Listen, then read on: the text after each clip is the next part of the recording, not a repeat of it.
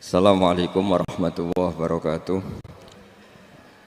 Bismillahirrahmanirrahim. Nahmaduka ya ghafuru ya syakuru. Mashalli wa sallim barik ala sayyidina maulana Muhammadin wa ala alihi wa sahbihi asma'in. Nama ba'du. Perlu saya sampaikan, sanad ini harus muttasil. Sehingga kita tahu bahkan cara tidur Rasulullah itu miring kemana, ala jambil aiman, kemudian madhab kiblat. Sebelum tidur beliau wudu, sebelum tidur lagi baca subhanallah 33 kali, alhamdulillah 33 kali, Allahu akbar 33 kali. Sebetulnya wiridan itu sanad paling kuat itu tentang mau tidur. Meskipun ada riwayat dibaca setelah apa? Sholat. Jadi makanya kita al-jam'u baina riwayaten, habis sholat ya baca itu, mau tidur ya baca itu.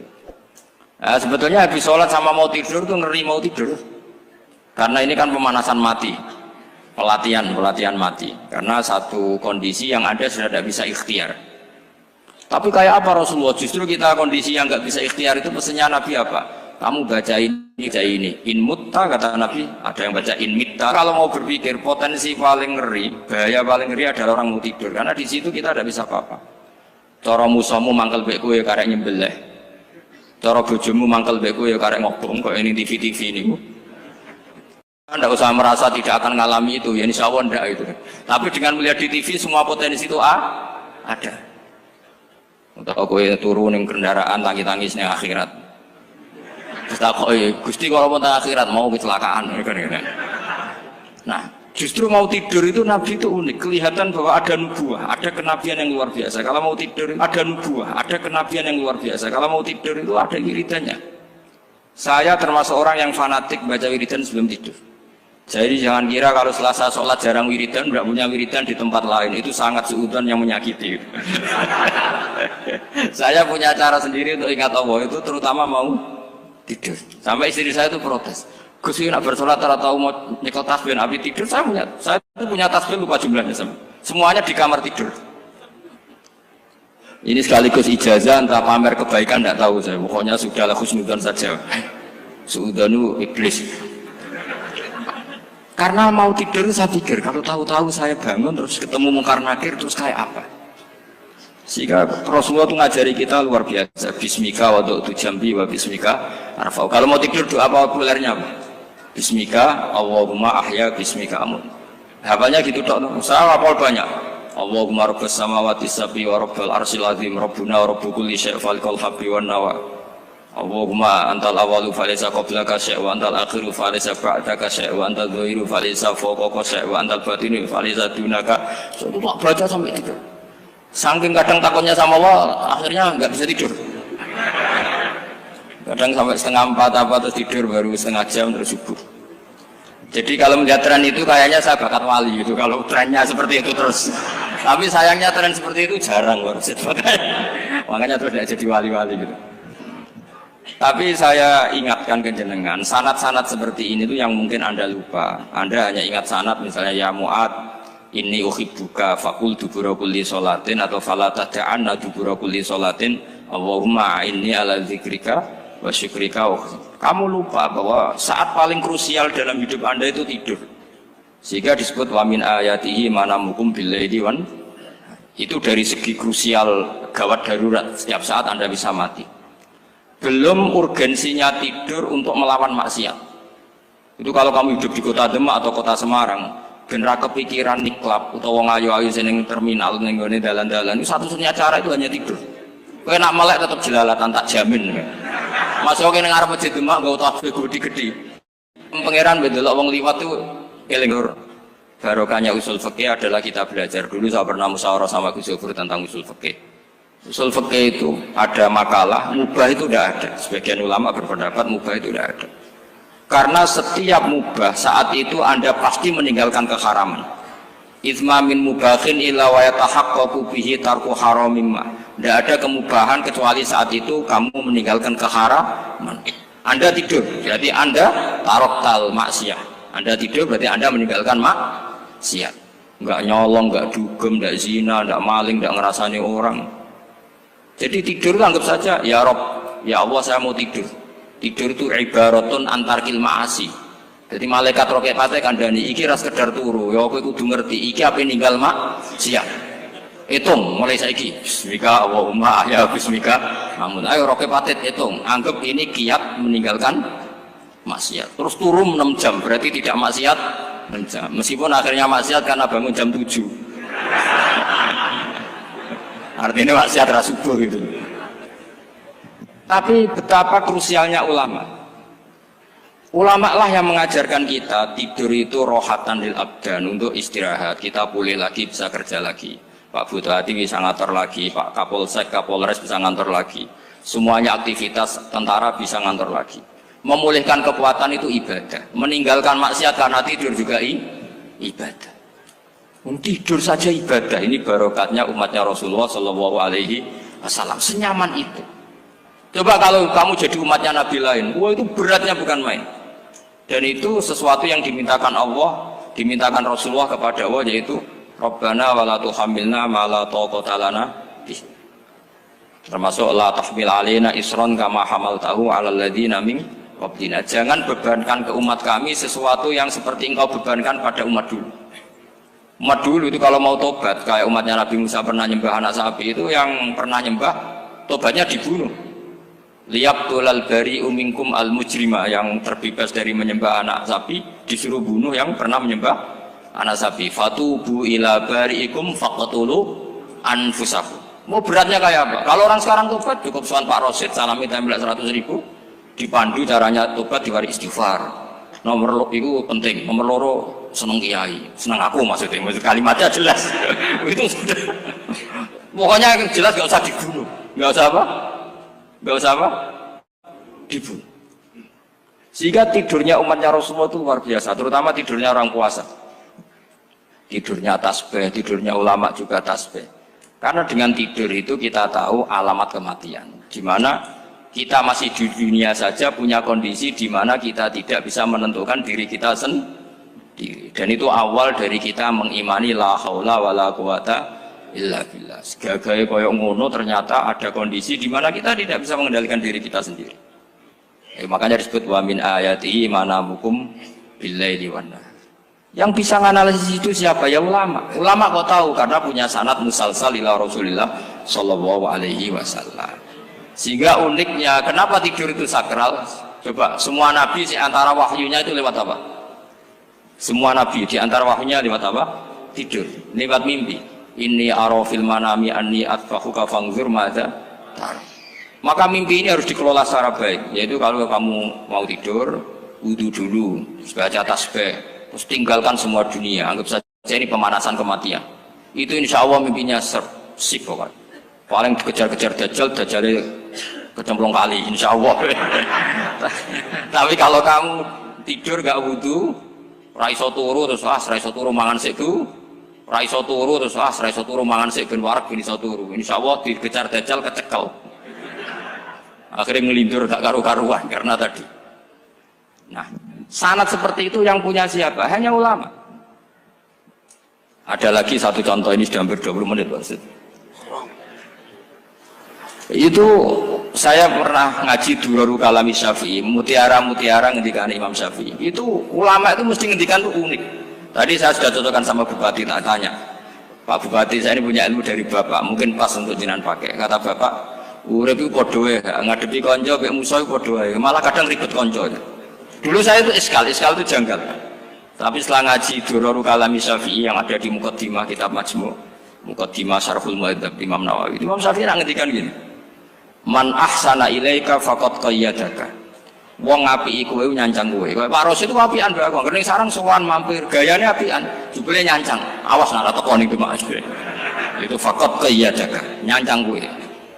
Tapi waman asaa ilaika faqat atlaqaka. Wong sing eleki kowe iku penak bebasno kowe. Kowe tau diutangi wong kancamu ta musuhmu. Sing biasa utang kowe lho. Kanca. Kowe numpak mobil ketemu musuh enak ra usah nawani, nek ketemu kanca monggo bareng. Sing ngel-ngelo kowe kanca atau musuh. Artinya gini, kanca ya barokah, nggo perjuangan, musuh ya barokah mergo ora tau utang. Jadi segampang itu ulama melihat kehidupan tuh, man ahsana ilaika faqad qayyadaka wa man asaa ilaika faqad atlaqaka. Jadi akhirnya kita hidup tuh berkah terus. Di konco ya nak kata Solo di konco Gus Yofur nak kalau buatan sakit fikih musyawarah, ora iso tasawuf musyawarah. Di konco Pak Rosid, konco rai sederhana. Pokoknya duit. Tadi kurang contoh. Kalau rai Arab kan nggak sederhana, Pak. Wajahnya mewah terus. Ekonominya juga sederhana. Saya sama Rosid sama-sama gak kaya. Jadi ada nyotokan kan Gus Yofur sama Gus Baknya ngebis. Memang saya sering sama Gus Yofur ngebis sampai sekarang masih sering. Bukan karena miskin yang jelas itu pilihan itu. Jadi ulama itu segampang itu melihat kehidupan. Saya termasuk kiai muda yang nggak takut mati, bukan karena yakin di surga gitu, karena saya sering baca berdoa. Allahumma ya Allah, kata Rasulullah, kamu harus berdoa ya Allah, ij'alil hayata ziyadatan li fi kulli khairin wal mauta rohatan li min kulli syarrin. Mungkin sekarang kita ada zina, mungkin sekarang kita ada korupsi, mungkin sekarang kita ada maling, tapi potensi itu tetap ada. Yang bisa ngakhiri itu apa? Kematian.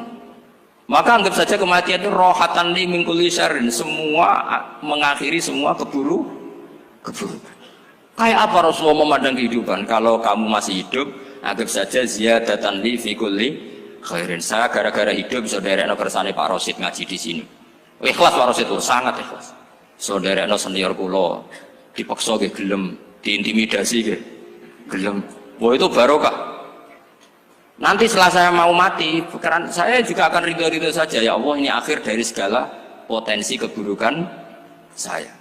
Sehingga kiai NU, kiai alim nak bajingan, tukang ngemel wong kok mati. Saya gitu Pak, niki saya. Tanggane ra ono sing gelem muni saya. Kiai ini maksud, ayo Pak muni saya Pak. Mboten saya ini tempuh. Lan saya pun mati, pun mboten sakit nakal nih. Ya jenenge rohatan li min kulli syarrin. Kalau mayit ya rohatan aku min kulli syarrin. Kayak apa sanad kita ke Rasulullah? Kabeh itu dimana jadi ibadah. Al hayat ziyadah fi kulli khairin, al maut rohatan min kulli syarrin. Kenal Pak Rosid ya ibadah, apalagi kenal Gus Yofur ibadah, kenal Bupati ibadah, konco perjuangan. Kok kenal preman ya ibadah, konco latihan dakwah, anggapnya latihan ngelola rehab. Kenal polisi ibadah, jaga stabilitas nasional, kenal ABRI ibadah, jaga NKRI. Kenal orang nakal ibadah, dianggap pembina. Semua itu ibadah. Kayak apa ajaran agama ini? Semuanya baik-baik saja. Tergantung niat. Tapi sanad ini siapa yang punya? Hanya ulama. Nah ulama itu siapa? Ya orang yang kamu ketemu. Dalam konteks ini Mbah Mun. Mbah Mun ngajari kita macam-macam. Mbah Mun ketemu orang siapa saja hormat. Saya kemarin bikin makalah untuk beliau, termasuk saya cerita dari riwayat Rasul akli ba'dal iman billah at-tawaddud ilan nas wastina'ul ma'ruf ila kulli barrin wa fajirin. Inti iman setelah akal menentukan kita iman kepada Allah, akal setelah mengantarkan logika iman kepada Allah, akal itu kita gunakan at-tawaddud ilan nas supaya kita bersikap simpatik dan melakukan kebaikan kepada siapa saja. Karena barokahnya kita simpatik nak ngandani wong nggih gampang. Misalnya kita di kiai alim sundul langit sampean mbek tangga modit, ketemu wong perengut, sing ape ngandel iku sapa? Sementara sing preman, ayo ngopi nggonku sik tenang ae. Sing kiai ini orang begawean ngene kopi kowe. Akhirnya sing preman sakhok di pengaruh, sing kiai ini bakhil gak duwe pengaruh. Itu tidak boleh kejadian seperti itu. Makanya ada riwayat wasqinaul ma'ruf ila kulli barrin wa fajirin. Terus kula suwun sanad-sanad seperti itu tidak boleh hilang. Saya itu kitabnya Mbah Mun Al-Ulama Al-Mujaddid itu setengah hafal, sampai sekarang masih tak baca. Kalau mau tidur tak baca, bahkan di tas saya itu ada terus. Ya karena kalau saya di Jogja kangen Mbah Mun baca itu, ketika beliau masih sugeng, apalagi sekarang. Karena jangan sampai saya ini punya fatwa yang mukhalif terhadap fatwanya Mbah Mun. Ini terutama warning sama santri sarang, nggak boleh. Terakhir itu Mbah Mun punya kecenderungan, punya pikiran kayak Yusuf Qaradawi. Ya potensi wajibnya zakat khodrowat fawakih. Ngendikan gini sama sih ingat ketika ngaji sama Gus Yofur Pak Rosid kalau bangun guyon wong desa iku wis melarat gegere nganti koyo akeh wae bangun nyontokno gegere macul nganti koyo akeh gara-gara sing ditandur pari wajib zakat. Wong Sulawesi nandure kakao cengkeh zaman iku cengkeh joyo berhubung ora akut gak wajib zakat padahal kaya raya. Jadi fenomena itu sering diutarakan beliau. Lama-lama beliau ngarang di Al-Ulama Al-Mujaddidun, beliau mengutip pendapat Ibnu Katsir, tentu di era modern kayak Yusuf Qaradawi. Sebenarnya Yusuf Qaradawi sendiri bukan mujtahid, dia yang muqallid juga. Kata Ibnu Katsir, Wa mimma akhrajna lakum minal ard. Yang harus dizakati adalah ma itu umum, apa saja yang keluar dari bumi. Maka kecenderungan Mbah Mun akhir-akhir itu beliau fawaqih khudrawat itu dizakati. Tapi beliau tentu tidak ilzam ya, karena beliau sangat syafi'i. Tapi ini kan saran yang baik lah menurut saya. Apa susahnya sih jadi wong lomo gitu. Wong dadi wong medhit kok mbok bilo-bilo. Lah nek kowe takok takdirin ndi Gus, nak khudrawat fawaqih, melon, kakao, tebu wajib zakat. Takdire iku lomo iku apik, medhit iku elek, ngoten mawon.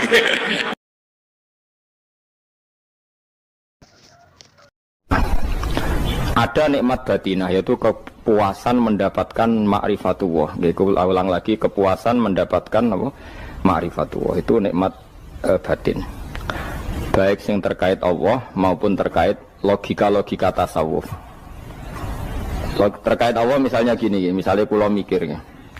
Kulo nu bolak-balik matur niki, berkali-kali di tempat ngaji ini. Kimki jenane eling, mboten gadah masalah ingatan ini eling-eling. Eling-eling tenan. Wong nak soleh, ya soleh, soleh. Cek soleh mulai cilik, cek soleh dadakan terus husnul khotimah. Pokoknya napa? Soleh. Niku nak mati, niku bumi ku nangis. Nangise bumi ku kekurangan utawi kalong wong sing sujud ning ndekne. Ya Allah Gusti, biasanya wonten tiyang niku sujud teng nggen kula, dia berperilaku baik teng nggen kula, sakniki tiyang niku pun jenengan ambil, nangis bumi. Sakniki sing urip arek bedua-bedua, damel narkoba, damel ngefly, damel macam-macam lah. Itu nangis bumi. Langit seweneng. Seweneng. Gusti matur nuwun Gusti, orang itu saya tunggu lama, sekarang sudah engkau angkat ke tempat kami. Maksudnya diangkat teng langit. Sing bumi nangis, sing langit napa? Seneng. Nah kemudian kita berpikir begini, bumi kok iso nangis ku piye? Nah itu terserah sampean apa termasuk ulama zahir apa termasuk ulama batin. Kalau ulama zahir mengatakan bumi nangis itu mau kinayatun anil husni, pokoknya pantasnya bumi itu susah, wong kelangan putra terbaiknya. Tapi nak cara ulama-ulama hakikat yang mengenali sekali betapa kudrahnya Allah, betapa kudrahnya Allah itu tidak terbatas. Itu yang meyakini bumi nangis itu nangis tenan. Misalnya ngaten kalau tak terang malih ya. Kowe bayangno dadi Nabi Adam, ngrungokno kowe. Kowe bayangno dadi Nabi Adam. Nabi Adam tenan maksudnya. Terus Nabi Adam orang pertama, dia tahu betul kalau dia dicipta dari bumi. Dan dia pula tahu betul, beliau tahu kalau dia bisa ngomong, bisa mikir, bisa macam-macam. Terus indukannya beliau itu bumi. Mesti pikiran Nabi Adam, jangan-jangan bumi ini juga bisa berpikir kayak saya. Ini kan materi saya, karena saya dari bumi ini bisa ngomong, bisa melihat macam-macam. Terus bedanya apa menurut sobek napa? Umpama kowe dadi Nabi napa? Adam, orang yang dekat sekali, qoribu ahdin, dekat sekali dengan kesaksian kudroh Allah. Gini ku dekne roh nak materi ini ke bumi, dan dia orang pertama yang urung lali kamu nih. Tapi ketika sudah ribuan orang, mungkin jutaan orang, lali, seakan-akan bumi itu tidak jenis dari kita. Bumi adalah hal yang berbeda dengan kita. Kita manusia berakal, bumi itu benda mati. Terus kowe katut wong goblok-goblok, bumi itu benda mati. Sajane ya rada kriminal wong Islam muni bumi itu benda mati. Enggak bisa berpikir, yang bisa berpikir hanya manusia. Itu kengawuran-kengawuran yang kita ciptakan sendiri, kita wariskan turun-temurun. Umpama kowe iku dadi ulama, ngomong ngono iku isin. Bumi kok nyekseni kowe sujud, banyu nyekseni mbok pangan, mbok ombe kanggo sujud. Semua itu bersaksi tentang kita. Ya, lah nek sampean tanglet kula, cara melogika gimana? Begini, tak wari cara gampang-gampangan ya. Tawarai tauhid sing kasyaf. Tauhid ini yang dawuh Sayyidina Ali lau kusifal khoto'u mastatu yakinan. Umpama somben tutup-tutup iku dibuka, akulah imanku ora tambah mbek pangeran. Karena tren dunia dan akhirat sama. Zaman ning dunia ya Allah ala kulli saing godin, kok zaman ning akhirat ya Allah ala kulli saing. Cara Sayyidina Ali, somben aku wis matilah imanku ora tambah, meskipun aku ora swarga neraka. Lah kena napa? Darah padha wae, ning dunia ya pertunjukan kudratullah, ning akhirat ya pertunjukan kudratullah. Jadi pikirannya Sayyidina Ali seperti itu. Saya kan lahir misalnya tahun 1970. Berarti mulai Nabi Adam itu saya kan nggak ada. Ngerti-ngerti ada. Saya mengira waktu zaman tidak ada itu panjang apa cepat? Cepat, karena kita tidak melalui itu. Ujuk-ujuk wujud. Kadang kalau mati ya wedi kan. Mau mati jebule kiamat 1 juta tahun kasih apa nang kuburan. Masuk di Khalillah itu. Makanya aku ya ora roh, tak tinggal turu sakmono kan yo nglilir. Nang nglilir terus nang ndi. Apa mlaku-mlaku nang donya, apa piye? Nak turu ya kok ngani ngoyo turu kok ribuan tahun lintas. Terus ya apa jajal? Sampeyan tak takoki, misale sampeyan ning kuburan niku apa? Apa ngadepi muka nakir tukaran terus itu keselen tukaran kok nopo ratusan ribu mungkin. Nah terus kita dilatih. Kata Sayyidina Ali gampang latihan seperti kata Sayyidina Ali, apa gampang ya udah nih wong alim. Pada akhirnya kita ini aku zaman urip yo ora roh karepe, ngerti-ngerti urip, mati yo ora roh karepe. Pas mati sampean petangin nah yo ora roh karepe. Pokoke wa mata sauna illa ya Allah. Makanya masyhur dia ketemu orang ateis.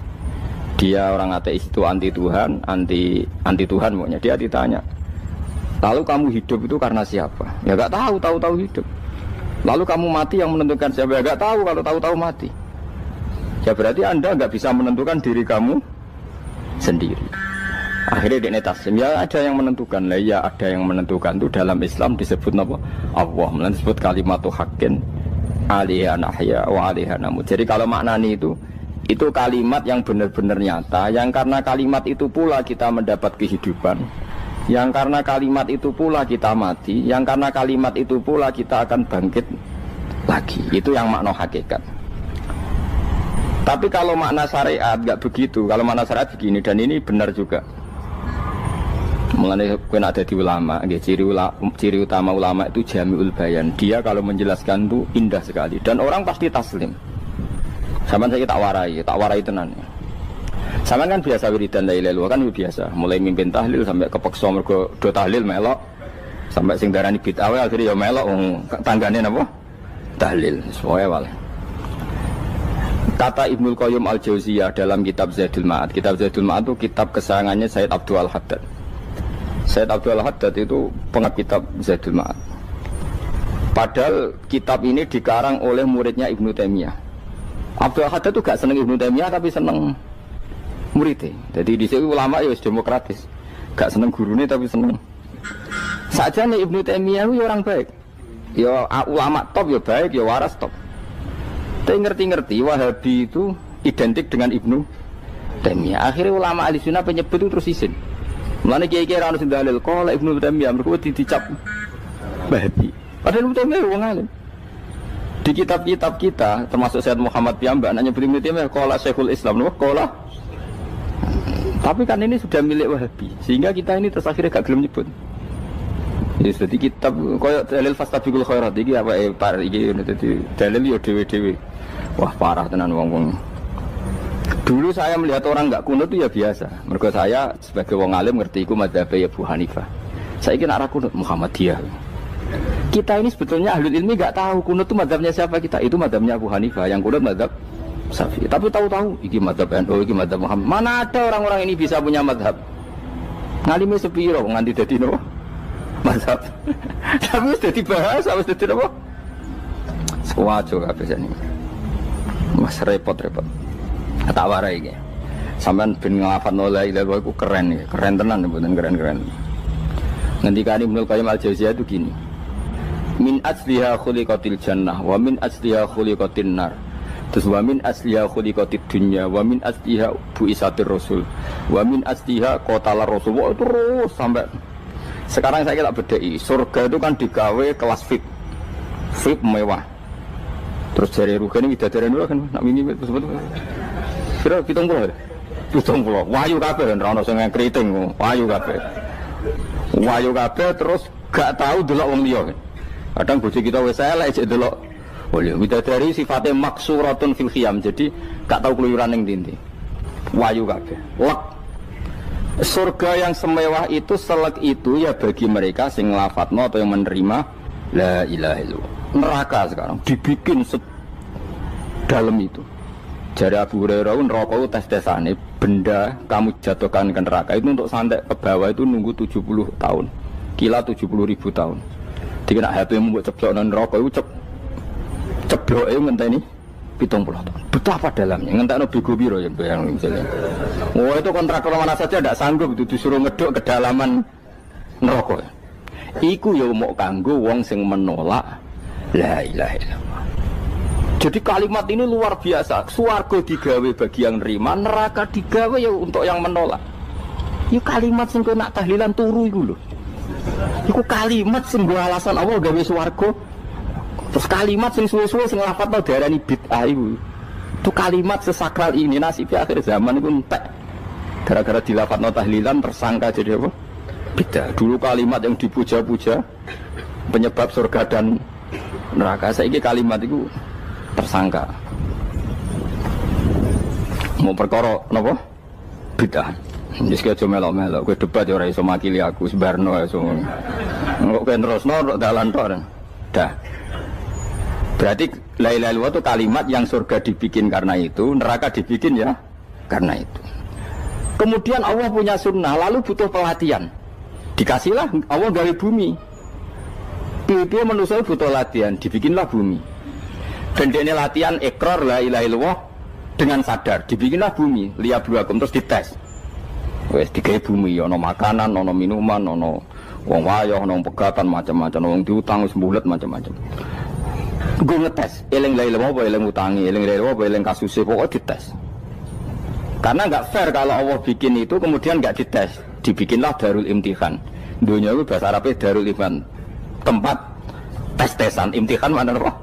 Tes, liyabluwakum, diuji. Wes diuji kita hidup. Artinya kita dihidupkannya pun oleh Allah demi tes-tesan la ilaha itu disebut kalimatu haqqin alaiha. Nah ya sebenarnya kita hidup pun ini untuk dites. Pada akhirnya la ilaha apa enggak? Paham ya? Terus dites. Allah itu juga secara hukum itu kan enggak fair, dites kok enggak punya pemandu. Dibikinlah rusul, diutuslah para rusul untuk pemandu. Tes itu kan butuh seru. Mak pemandu tok ora ono musuhe kan gak seru. Dibikinlah setan. Sajane sebagian kita sudah setan tapi ini ben seru. Lho ndak setan kan minal jinnati wan nas rumangsamu setan sapa? Baik setan minal jinnati wan nas. Jadi kena muni auzubillahi minasyaitonir rajim terjemahane berlindung Allah dari saya sendiri Allah itu. Lu itu kalau lama dulu biasa naudzubillah min syururi anfusina wa min sayyiati amalina. Sebenarnya kita berlindung hanya dari setan yang jauh, iblis itu enggak.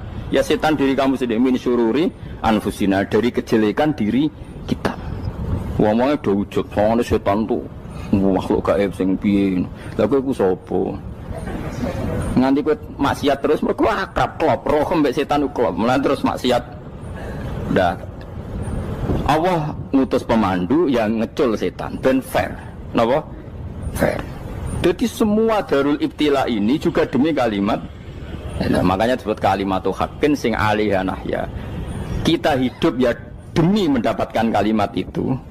Kita mati nanti ya demi kalimat itu, artinya mati ke neraka ya karena kalimat itu kita menolak atau mengabaikan. Masuk surga ya karena kalimat itu kita hormat, kita benar dalam memperlakukan kalimat itu. Berarti alaiha nahya wa alaiha nam.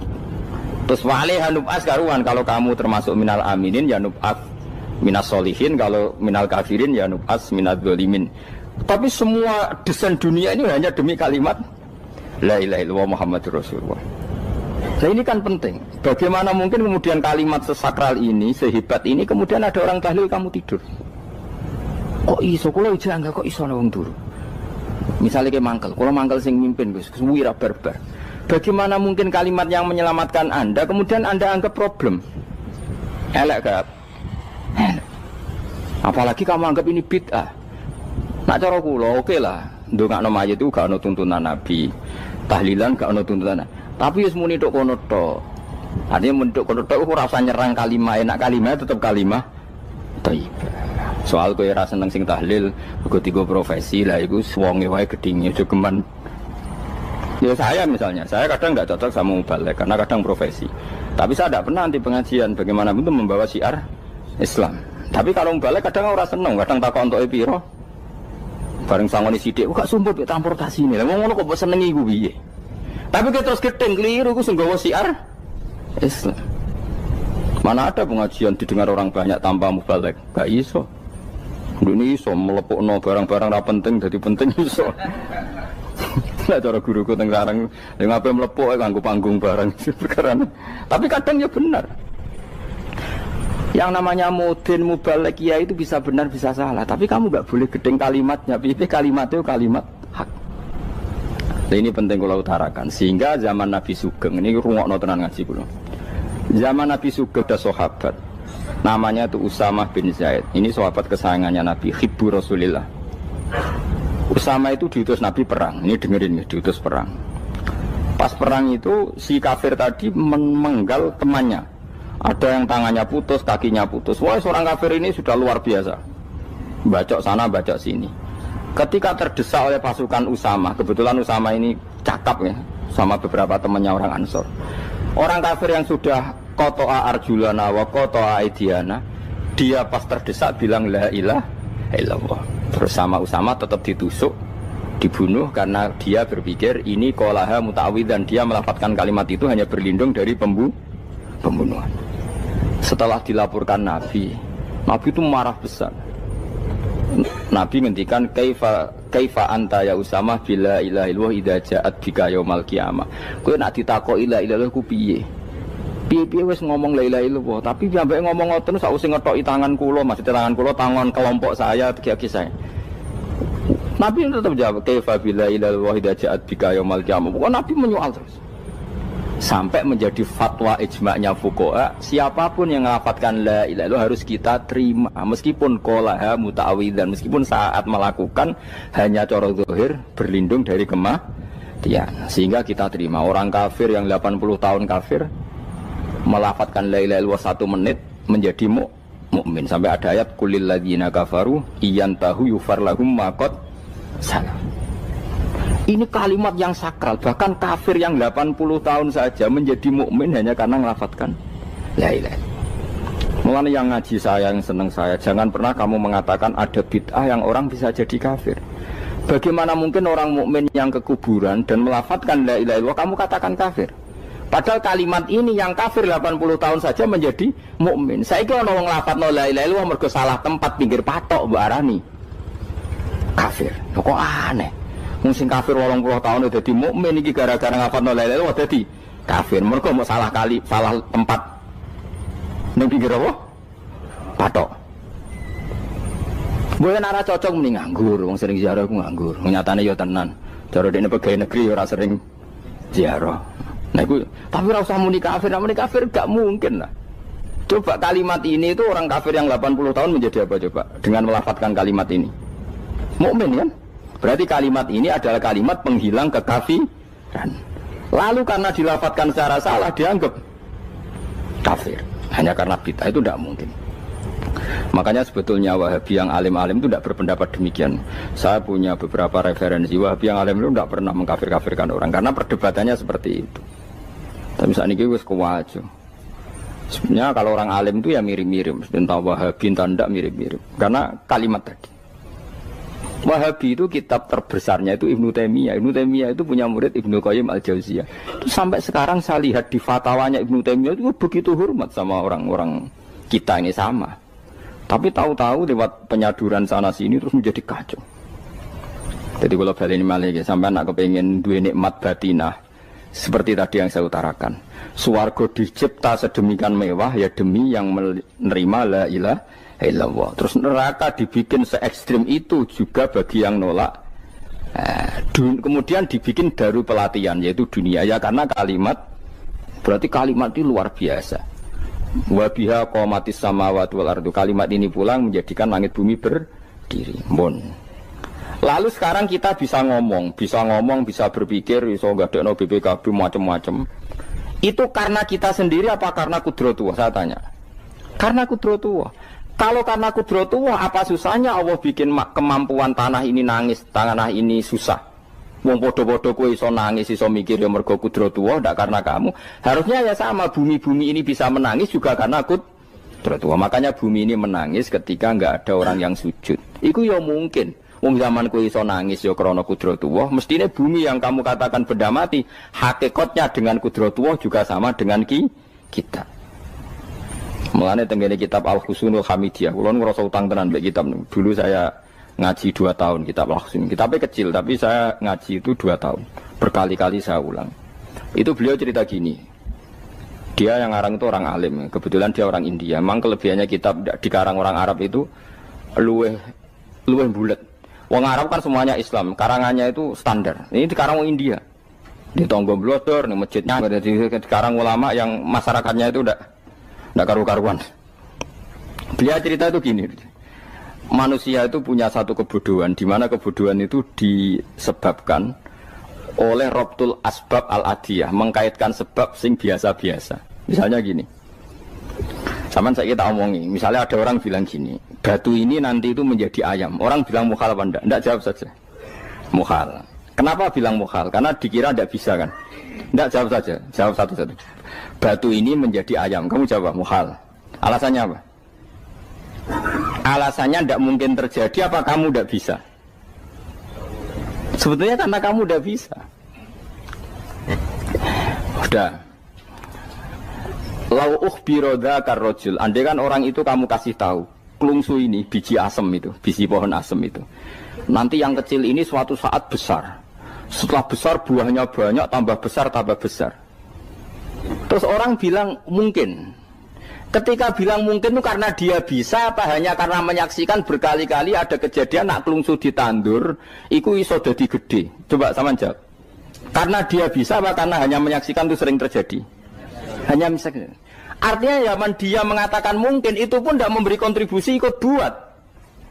Iya enggak? Tetap bergantung kudrahnya Allah. Dia hanya bilang mungkin karena sering melihat. Sebenarnya dia enggak sama sekali memberi kontribusi. Lah ya darani mungkin ya ora urun. Paham ya? Lalu kenapa dia kecangkeman terus muni wong wis mati dadi lemah gak mungkin dadi manusa meneh. Lho zaman dadi manusa sing wis ngene iki kok mani dene lara melok gawe. Terus muni mungkin mergo sering terjadi, sering roh, sering bersaksi. Berarti sebetulnya manusia itu pakai ukuran dia mampu tidak mampu apa pakai ukuran bersaksi melihat. Bersaksi. Nah ini kan problem kita sebagai manusia itu problem. Mulane disebut wa kanal insanu zaluman jahula wis goblok aja-aja. Mergo manusia ku nak wis goblok aja. Makanya saya kemarin diminta ngisi di pondok kajen. Kalau sampean berdebat sama orang ateis atau orang komunis itu gampang saja. Dilatih begini seperti teorinya Quran. Ya nanti saya teruskan ini tak ulang lagi ya. Saya ulang lagi ya. Andai kan nggak pernah terjadi telur itu jadi ayam, nggak pernah terjadi sama sekali. Telur itu jadi ayam. Terus kamu mengasih tahu orang tadi, telur ini loh nanti jadi hewan yang hidup terus terbang. Mesti dia bilang mohal, mau benda mati kok nanti jadi benda hidup yang terbang ngalor ngidul. Berhubung sering terjadi dan dia pun tidak ikut bikin, bilang mungkin. Paham? Saya ulang lagi ya. Berarti dia bilang mungkin karena sering apa? Terjadi dan dia lihat. Andai kan pertama kali nggak ada telur sama sekali yang jadi ayam, terus pengalaman pertama di dunia belum pernah terjadi. Kamu kasih tahu telur ini nanti jadi ayam terus terbang. Orang ini bilang mohal enggak? Muhal. Berhubung sering terjadi bilang enggak. Nah berarti kita nanti bangkit dari kubur gampang saja bagi Allah. Cuma belum pernah terjadi kamu mengatakan muhal. Nah makanya otak kita harus dibenahi. Kalian jogeman percaya yang pernah kita lihat, yang sering kita lihat. Percayalah dengan akal, tapi akal waras tuh. Para waras itu serempet tatanannya wangil. Makanya Islam itu melatih. Qul falillahil hujjatul baligha. Misalnya begini ya, dulu kalau Gerwani atau PKI atau siapa sajalah, itu kalau melatih anak-anak TK, makanya seorang ulama harus punya kecakapan penjelasan ibanatul ahkam. Itu anak-anak kecil dilatih, anak-anak kamu terpejam, mintalah manisan sama Allah. Ya Allah saya minta manisan, saya minta permen. Terus disuruh buka, dapat enggak anak-anak? Enggak dapat bu, wah berarti Allah enggak ada. Sekarang minta sama bu guru. Bu guru kami minta permen dikasih. Berarti yang ada bu guru bukan Tuhan gitu. Akhirnya jadi gerakan ateisme. Nah sebetulnya untuk melawan gerakan itu kita harus melatih begini misalnya gini. Saya itu pernah ketemu sama orang yang berpikiran komunis. Oh komunis juga. Dia nantang saya gini, Pak, pokoknya saya tidak bisa menerima konsep Tuhan sebelum Anda bisa menjelaskan kenapa ada Tuhan. Jadi, bocah kok elek ini. Nah, aku ngerti aja, sak cerdas ini tetap cerdas aku yakin tetap cerdas aku. Rasanya selain raine seram meyakinkan, tapi pikir tetap cerdas. Kulo itu kan wong Quran nggih, artinya punya pikiran panjang. Mungkin di antara orang Islam kita ini tidak punya kecakapan menjelaskan. Tapi kalau orang sering baca Quran, apalagi dia ngaji tafsir ya, yang waras maksudnya waras lah. Terus rapati seneng duit, barang ini penting ya. Kalau seneng duit, mari goblok. Yakin ulama seneng duit, mari goblok, tak jamin. Umpama alim wis kelas B, kelas C gak bisa, tahqiq gak bisa.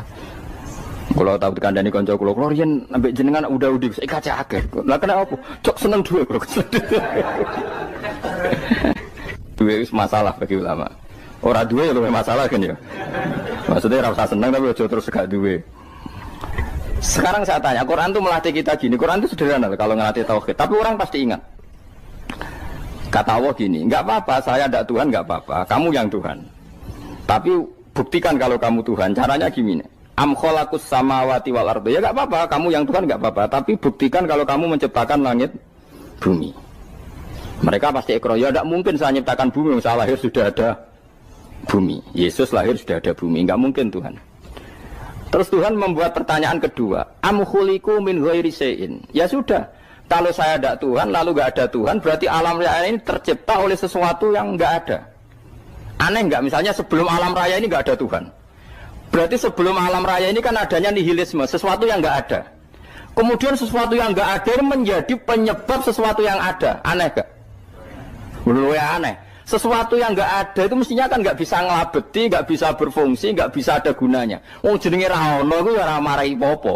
Mau ra ono kok dadi sebab. Sesuatu yang menjadi sebab itu yang wujud apa yang nggak ada? Yang wujud. Sak takoi. Lah kalau nggak ada Tuhan berarti alam raya ini lalu sebabnya apa? Ya dari ketiadaan, lalu tiada itu menjadi sebab. Yang tiada kok jadi sebab itu tekem gitu. Mikir. Di mana-mana yang sebab itu harus barang yang wujud, nggak boleh tiada kok jadi sebab. Ini kan jadi aneh, sesuatu yang tiada menyebabkan sesuatu yang ada. Terus dia bilang, ya pokoknya ronde ini kalah, tahu kapan pikir ya, pikir nganti mati temenang aku ini ngono. Makanya sebetulnya dalam ilmu mantek, pertama itu kita tidak harus iman Tuhan itu namanya Allah, tidak harus. Makanya pertama dikenalkan, sementing kenal Tuhan itu ada dulu. Disebut zat sing wajibil wujud, belum disebut namanya Allah. Allah itu disebut nama Islam, itu paham ya? Saya ulang lagi, Allah disebut itu nama Islam. Tapi kalau penemuan akal hanya sampai kita ini butuh zat sing wajibil wujud, sing menjadi penyebab semua alam raya ini. Di bahasa Arab disebut musabbibul asbab. Belum menyebut Allah musabbibul asbab. Islam pun pertama Iqra turun ya gak nyebut Allah. Iqra bismi rabbikal ladzi khalaq, khalaqal insana min 'alaq. Iqra wa rabbuka. Tuhan itu siapa? Yang mencipta. Nah, yang mencipta ini oleh syariat Islam disebut apa? Tapi dalam logika yang penting kowe kenal sik ana musabbibil asbab. Pastikan bahwa alam raya ini yang wujud pasti disebabkan sesuatu yang ada.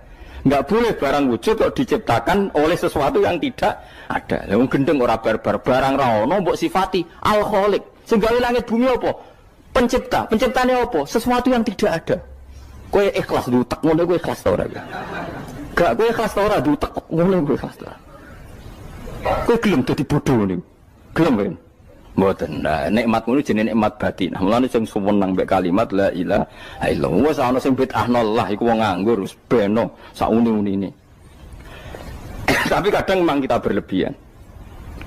Tahlilan ra barbar 40 dinane ra barbar. Muga alasane wis disangoni akeh tahlil sedih lho sakake penggemar sing keselen sing rantuk sangu ya butuh cepet. Lane cara kula niki penting kula utar nggih. Kowe nek ora cocok tahlilan 40 dina wis ngomong ae kira cocok model harinya. Tapi ki aja menolak kalimat la ilaha illallah iku disifati Kanjeng Nabi kalimat thayyibah. Wong Nabi nyifati thayyibah, kalimat yang suci kok nyifati bid. Tak soal kira cocok wong sebut. Misalnya kamu bilang saja wong mati wis sangu amale lha apa didongakno barang. Nek yang penan ndonga ora usah ndonga. Wis ora usah biasa wae. Kula lah mbok dongakno ya ora seneng. Gak meyakinkan. Kalau di swarga butuh dongamu ora ono swarga fadhole pangeran apa butuh ngono barang. Ya tapi kowe donga aku ya seneng. Senenge ya semau lah timbang nyanyi-nyanyi rame-rame sadok donga. Mbok mandi mbok ora pokoke donga. Saya ulang lagi ya. Makanya Quran itu melatih logika sampai seperti itu. Am khalaqus samawati wal ard bal la yuqinun. Sampai terus diulang-ulang. Am khuliqu min ghairi syai'in. Kalau mereka merasa Tuhan enggak apa-apa, tapi buktikan mereka ini wujud sendiri tanpa sebab.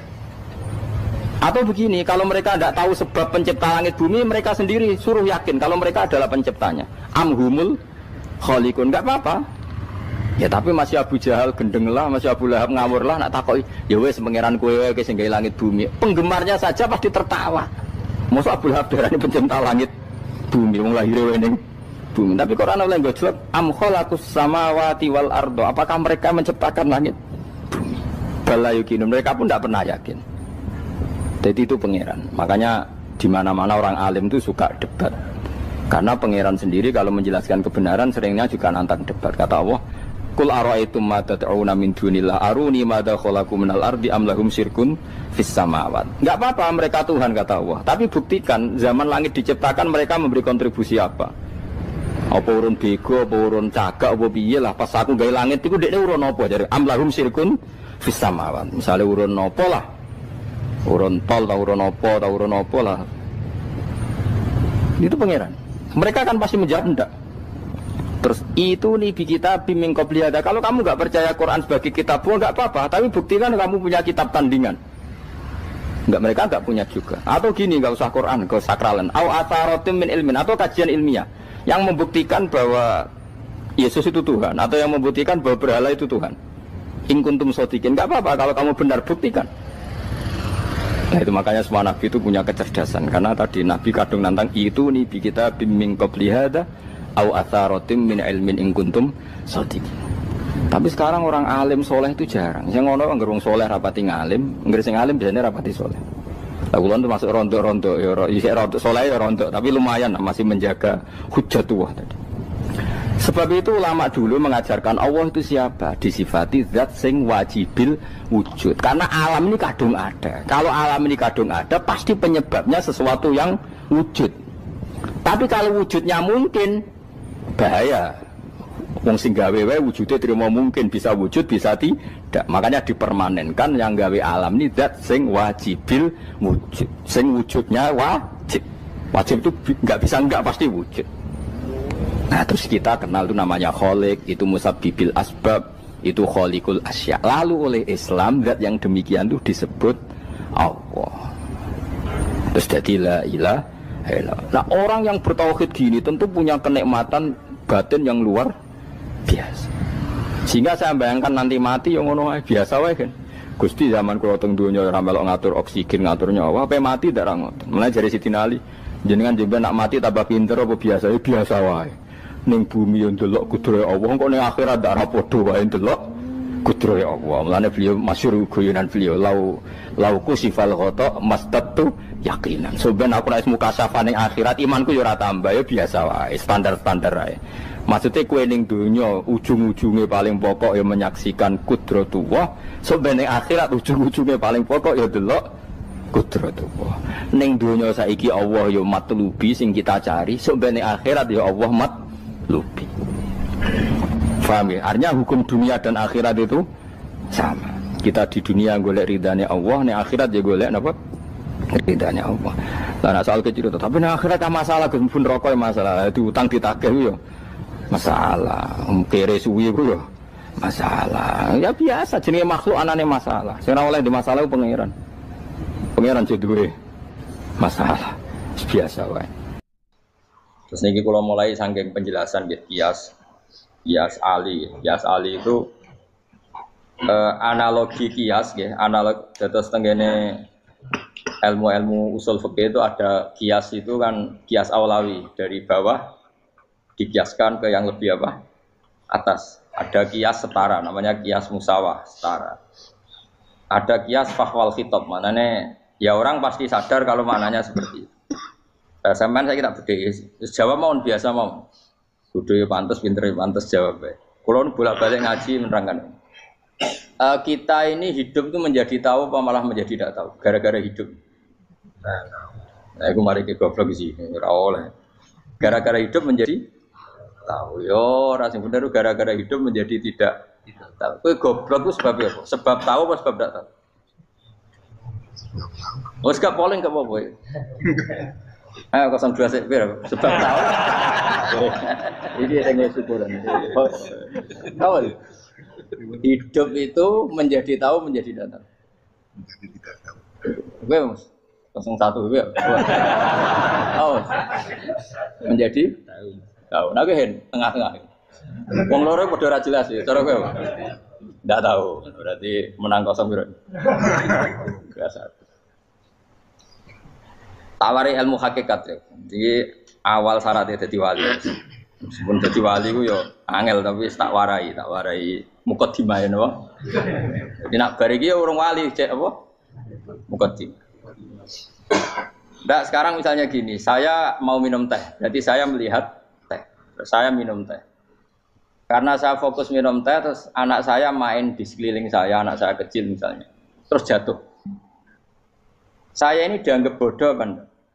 Bodoh kan? Gara-gara mau minum teh fokus saja membiarkan anak jatuh. Yang andai kan saya tidak fokus minum teh, mungkin anak saya terkontrol. Terus ngerti ada cilik kan potensi apa? Begitu juga dunia. Gara-gara kita delok babunan ayu-ayu, delok gemerlapi dunia politik, delok hal-hal yang enggak penting, akhirnya melupakan hal yang penting. Sekarang misalnya Allah itu Ar-Razzaq, pemberi rizki, Allah itu Al-Mudabbir sing ngatur dunia. Gara-gara Fauzi terus meyakini satu makhluk apa yang nyelametno Indonesia. Ini kan dari iman kepada Allah menjadi iman kepada itu tidak boleh sih. Iman ya baik pangeran. Jadi dunia itu biasa wae ya. Oh, nomor itu kok iso nentokno. Cuma ya tetap berorganisasi secara duniawi, tapi tetap sih menentukan. Iku rungono tenan awas. Nah karena kita hidup maka menjadi tidak tahu. Kita tahu itu menjadi tidak tahu. Surungono sih, kok nanti tak terangkan sekian dalil dari Quran dan hadis. Gara-gara saya fokus minum teh, terlena mau ngopi, wah sena esok ngopi. Gara-gara terlena itu anak saya jatuh, menjadi tidak tahu. Begitu juga dunia. Makanya Allah sering memberi nasihat, fala taghurrannakumul hayatud. Kamu jangan tertipu oleh kehidupan dunia. Ibaratnya Allah menimpi direm, dat paling penting, paling pokok. Tapi kamu abaikan. Kamu bilang jabatan penting, teman penting, mitra pejabat penting, komunitas penting. Kamu sampai lupa bilang nah Allah itu lebih penting. Nah, ini sudah mulai kena hijab. Nah orang yang kena hijab ini nanti tidak bisa masuk surga karena Allah dengan duka marah besar. Allah ngendikan kalla innahum ar-rabbihim yauma idzil lamahjubun. Orang-orang ini nanti ketika di akhirat terhijab dari saya. Karena zaman yang dunia ya tau roh aku. Kenapa kok terhijab? Justru karena ada yang diketahui. Justru ada yang diketahui. Contoh paling mudah itu copet atau lonte atau koruptor atau apa saja. Misalnya nyuwun sewu orang jadi copet itu kan nomor 17 atau misalnya jadi pekerja seks nakal itu kan nomor 17 atau 18. Hanya karena pernah mendapat rezeki dari judi misalnya atau dari transaksi yang haram. Terus dia bilang gini, aku nak jadi copet mangan kopo.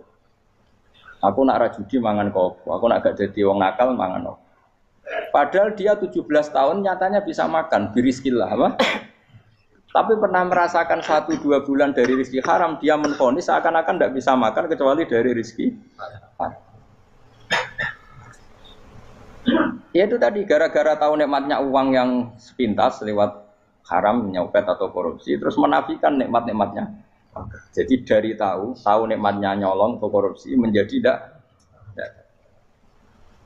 Makanya kalau dalam ilmu tasawuf itu gini Gifat Walian, manusia sekarang itu tidur, kalau mati baru bangun. Jadi cara ilmu tasawuf itu anna sunyamun wa idza matu intahu. Mungkin ada yang hafal tapi ra paham. Jadi rata terang. Anna sunyamun wa idza matu intahu. Manusa kabeh sak donya iku turu. Nek wis mati lagi tangi.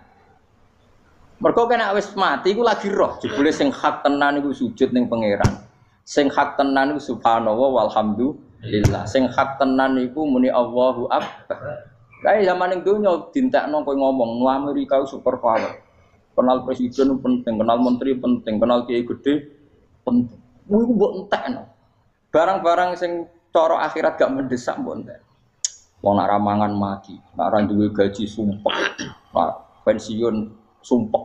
Hal-hal nanti setelah di akhirat kamu hanya tahu satu kalimatul haq, yaitu kenangan terbaik kamu di dunia itu sujud. Jika kamu getun ketika hidup tidak pernah sujud. Makanya kata Rasulullah, nanti kamu tahu ketika di akhirat hatta takuna sajdatul wahidatu khairan minad dunya wa ma fiha. Sehingga kamu nanti tahu bahwa sujud satu kali itu lebih baik ketimbang dunia dan sisi. Karena ternyata setelah kamu di akhirat yang layak jadi poin kamu hidup di dunia itu hanya apa? Sujud. Nah, yang dunia kan WA penting, HP terbaru penting, babonan penting, mitra penting, ngomong terus berjuta-juta kalimat. Hanya karena kamu hidup. Tahu saya mati, kau ngerti, kau kabeh dak. Maka ilmu kamu itu setelah mati, lagi ilmu terlambat. Napas ilmumu terlambat itu Allah duka. Kalla apa alhaqumut takahatu hatta zurtumul qabir kalla saufa ta'lamun summa kalla. Terus kalla law ta'lamuna ilmal yakin la tarawun al-jahim. Pas kowe ilmumu wis bener, Gusti ternyata penting sujud teng jenengan, ternyata penting jenengan Allah. Pas roh pas waya mlebu neraka, kok wis kecewa. Ya saiki tapi waya mlebu neraka, roh wis terlambat. Mane tak warai saiki ben ora roh pas waya mlebu neraka. Kok nak roh terlambat, pas roh waya mlebu.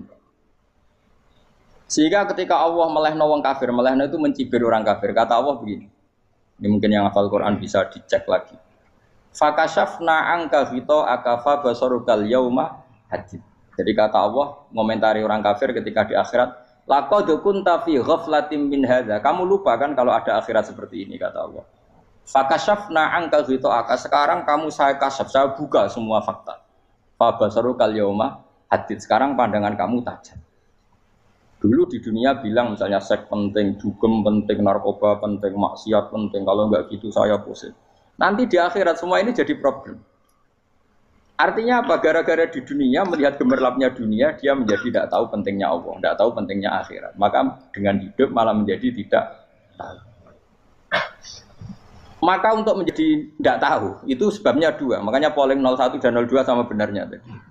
Gara-gara tahu yang menjadi tidak tahu, gara-gara tidak tahu yang menjadi tidak tahu. Tadi misalnya kamu fokus ya, misalnya Rukin jelalatan buat cawe itu, fokus buat cawe itu, gak Allah waktu ngarepe kejengkang, kesandung. Berarti gara-gara melihat menjadi tidak tahu. Ya kira-kira seperti itu. Gara-gara fokus delok dunya nganti roh hahae Allah Subhanahu wa taala. Di sini Allah sering pesan fala taghurrannakumul hayatud dunya wala yaghurrannakum billahil. Kamu jangan tertipu dengan kehidupan dunia. Makanya saya itu orang yang paling fanatik sujud. Soalnya kalau suwun jenengan sing sujud.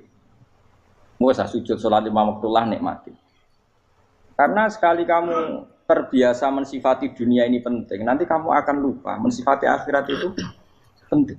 Dan itu awal kamu tergelincir dari ansawa isabil, dari jalan yang benar. Makanya tadi pepatahnya orang sufi apa? Anna sunyamun wa idza matu indah. Manusia itu tidur, kalau mati baru. Terus contoh kedua begini. Kenapa Allah begitu murka ketika orang tidak mengerti hak-haknya Allah? Bukan karena Allah anarkis atau keras, tidak. Memang secara akal pasti begitu. Saya sama tak beda ini. Ya contoh gampang-gampang saja, tak wari logika.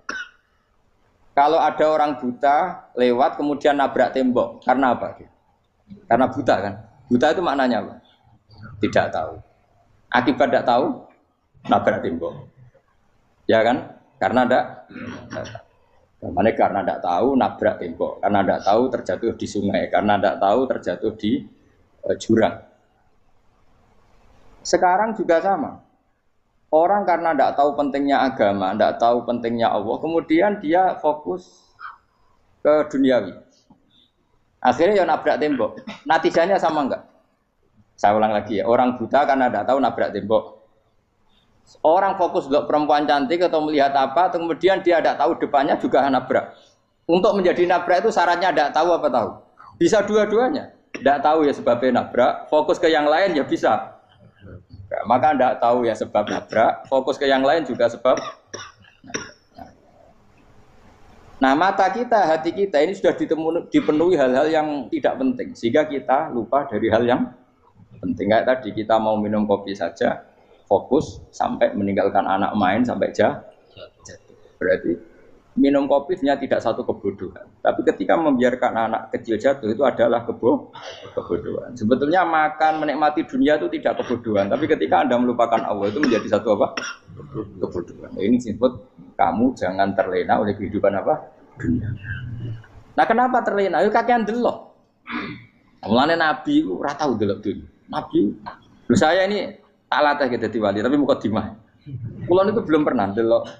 Saya pernah punya kakak wakil bupati, punya teman gubernur banyak tuh. Kalau delok susu ora wani. Mergo kuwatir seneng. Nabi itu pernah, Nabi itu jenenge manusia, pernah lewat itu. Kemudian tonggo-tonggone Nabi kebetulan pas pulang bawa unta-unta banyak. Itu Nabi melihat mungkin 0, sekian detik. Itu wis dilori pangeran. La tamuddanna ainaika ila ma mata'ana bihi azwajan minhum zahratal hayatid. Jadi misalnya koyo rogen misalnya delok wong numpak Alphard pejabat ana sing bukakno. Enak dah nak jadi wong ngene.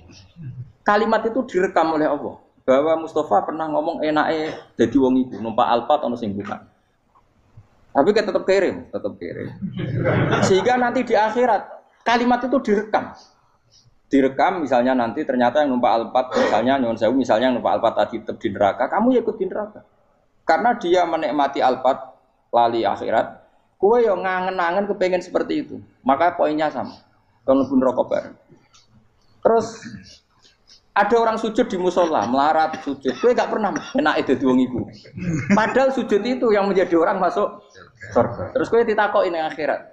Kowe tahu angen-angen dadi wong sujud mboten nate. Tapi kowe tahu angen-angen mewah nate. Yes, seneng kono kira-kira gitu. Lha iku latara undal pas kowe roh ilmu yakin pas wae mlebu neraka. Lha iki mulane tak ajari dini kiat-kiat supaya kira mlebu. Makanya latih melihat dunia gue juga kesuwen. Misalnya di konco, di pejabat. Kalau nanti di keluarga pejabat, sampai sekarang pun saya sering punya teman. Buat nanti kalau melihat bahwa dia pejabat, karena saya takut dosa. Saya melihat dia seorang mukmin yang sujud, yang sholat. Saya bodoh sekali kalau melihat dia pejabat, karena itu tidak ada artinya di akhirat. Saya sampai sekarang yang saya melihat presiden orang yang mukmin, sehingga saya harus hormat. Saya melihat bupati orang yang mukmin, sehingga saya harus hormat. Melihat sampean ini wong sing mukmin, malah gue jalanan barang ini sudah mukmin plus. Jadi rasa tiga ekor tuh pinter gue jalanan. Jalanan gudul bisa gaya bisa. Gudul lu rano mana nih? Oh anu keangger wong bisa maca kitab oh. Gundul. Jos lah. Jadi saya ulang lagi ya. Makanya saya itu nanti kalau sampean alim sudah kayak saya, itu pasti tidak kagum sama sahabat. Sahabat itu, apalagi Rasulullah ya tentu. Sahabat dulu aja yang gampang ditiru. Sayyidina Umar ketika ditusuk oleh siapa? Abu Lu'lu' siapa? Al-Majusi. Abu Lu'lu' itu seorang Majusi. Dan Umar itu orang pendendam. Dia orang pendendam. Tapi tentu karena dia orang baik, ya pendendamnya hal-hal yang baik. Coba kalau kamu ditusuk orang itu dendam enggak? Kira-kira sebagai manusia kan dendam. Itu tanyanya begini sama yang ya taruh sekarang orang dekatnya. Yang bunuh saya tadi siapa? Itu Abu Lu'lu' Al-Majusi, Hulamul Mughirah. Dia budaknya Mughirah. Majusi, iya ya Umar. Dia sudah mau mati. Itu ngetikan gini, sama siapa alteknya? Alhamdulillahilladzi lam yaj'al maniyati biyadi rajulin sajadalaka sajdah yuhajuni biya yaumal qiyamah. Ya Allah, terima kasih sekali ya Allah. Engkau mentakdirkan saya dibunuh oleh orang yang enggak pernah sujud. Kalau saja dia pernah sujud, maka dia berhak menuntut saya dengan sujudnya untuk masuk surga. Artinya gini, kalau dia ditusuk orang yang pernah sujud, misalnya Sayyidina Umar kok ditusuk oleh Ruhin, kemudian Umar Ruhin masuk neraka, aku tetap pedih Gusti. Isowai sujudnya dia menjadikan enggak berhak masuk neraka. Artinya Umar sangat hormatnya pada sujud itu, dia enggak berani. Jadi kira-kira kok Umar sujud kowe, iku kira-kira rawani maksudno anak kowe mlebu neraka. Piye-piye di kekuatan sujud yang mempotensikan tetap dia masuk surga. Makanya dia seneng, dendamnya kesampaian. Syukur lah anak sing mateni aku ora tau sujud. Dadi tak patut nang neraka langsung gludeng ngene kira-kira gitu. Saking hormatnya ambek sing jenenge sujud. Tapi kita sekarang enggak rawong ning musala sujud. Ya jeneng wong nganggur. Otak kita ini sudah PKI lah kamu. PKI halus. PKI yang tanpa kartu, paham? Makanya Allah kalau muji sujud, enggak sampean tak latih supaya baca Quran yang benar. Kayak apa Allah bikin Ka'bah? Kayak apa mulianya Ka'bah? Itu dibikin Allah untuk apa? Lil akifina wa satusai warrukais sujud, dan untuk orang-orang rukuk dan sujud. Ketika Allah menurunkan rezeki di bumi dan di langit, itu perhitungannya Allah masih itu asli. Rabbana liyuqimus shalah faj'al afidatan minan nas tahwi ilaihim warzuqhum inasam. Gusti, ben nak sujud ku kuat. Piye-piye menungso nak ramangan ra kuat. Nak is kuat dia tenaga yo ben sujud. Liyuqimus shalah. Ketika Allah muji orang baik atau ibunal abidunal hamidunas saihuna satrusé arraqiunas sajid. Yang rukuk yang sujud. Karena tadi ketika nanti Anda di akhirat, kenangan terbaik Anda di dunia itu hanya sujud. Liyane iku coba misalnya kene akhirat terus video disetel sih. Pas kongkoi-kongkoi ning perapatan. Bariku nglamonem disetel. Ben dadi pegawai negeri. Ngayal gajine sakmene, engko sakmene nggo wayo. Wan direkam kabeh. Ora sini-sini wong. Terus tokoh idola sing duwe wae sing tumpakane Alfa di sekretaris saya. Iku mbok nang utakem iku berpuluh-puluh tahun. Dan itu jumlahnya poinnya misalnya 100.000. Bareng idol anu Kanjeng Nabi mau 10%, cuma gayanya maca sholawat, tapi sebetulnya agak tahu bayangno ini miskinan Mbak Amit nih miskinan. Gayanya maca sholawat, tapi teke ora tahu pengen melarat koyo. Yes. Itu direkam. Makanya dari Habib-habib sing alim-alim niku almar'u ma'aman ahabba hada targhib wa tarhib. Kita ini kan sering dimotivasi mubaligh. Mubaligh itu kan saya naik dhewe nang. Harus pokoknya seneng Nabi swarga. Dari Habib-habib sing alim nak ngritik masalahnya dawe mu almar'u ma'aman ahabba. Wong dibarno wong sing diseneng. Apa kamu bisa menjamin seneng Nabi saudure seneng wong-wong itu? Jangan-jangan kita lebih berkeinginan seperti orang tertentu yang kaya raya, yang terkenal, yang hebat. Meskipun kowe oleh sana muni seneng Kanjeng Nabi. Jangan-jangan status cinta kita terbukti ke orang itu. Iya, toh misalnya gambarnya pasang neng kamar, puas. Partai, uang, kuasa. Terus, kue nyumbang masjid nyuwun sewu mau 50.000. Tapi bareng nyumbang untuk kemenangan orang itu 10 juta. Nyebut uang itu satu hari 100 kali. Nyebut Nabi pendak sholat. Bareng dihitung, dipoling mbak malaikat. Disurvei buat dipoling orang pokoknya. Dengan cara begini status senangnya orang ini ke siapa? Ya, ono pengajian sholawatan nyumbang 50.000. Nanggo pemenangan. Harus sudah diundang hayya ala sholah melakukan ngenteni komat. Tapi nak diundang acara kampanye teko ngarep sedurunge 2 jam. Dari sekian di polling terus kadar cintamu ke siapa coba? Dari sekian indikator misal cara polling. Jangan-jangan diputuskan lebih seneng ke itu. Ya sudah almarhum aman.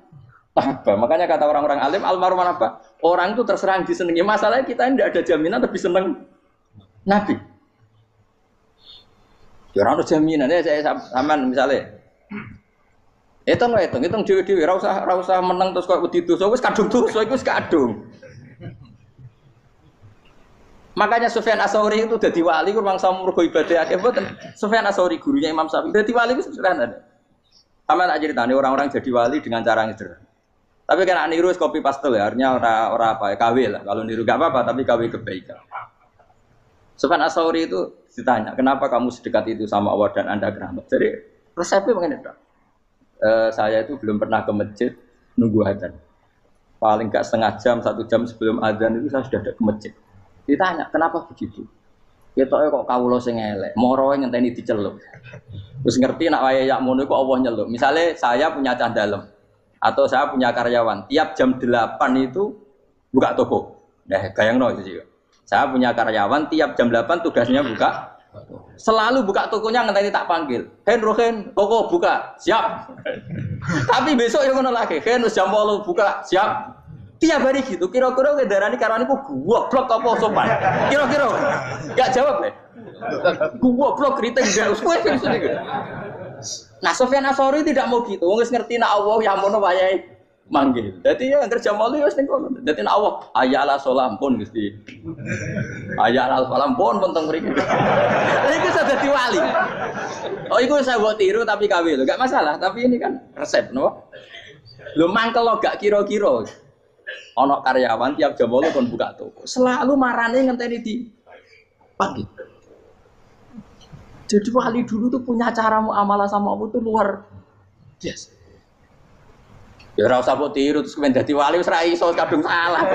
Biasa wae. Aku lah nganti saiki ya biasa wae. Aku mau masjid ngenteni mek umat ya biasa wae. Tapi aku kan iso dadi wali lewat jalur liya lah aku ya. Jalurku kan akeh. Mulang ya mari wali, sabar ning coba ya mari wali. Jane ana jalur fakir ya mari wali kan. Tapi kan loro, fakir loro. Jadi Imam Adil ya wali, di bojo judes iku wali masyhur. Ana wali mu barokah di bojo judes. Jadi ya jalur dadi wali. Wo lebih ngeri lagi. Ngeri tenan nganti ning akhirat aja wedi. Jadi anak jote wae kan.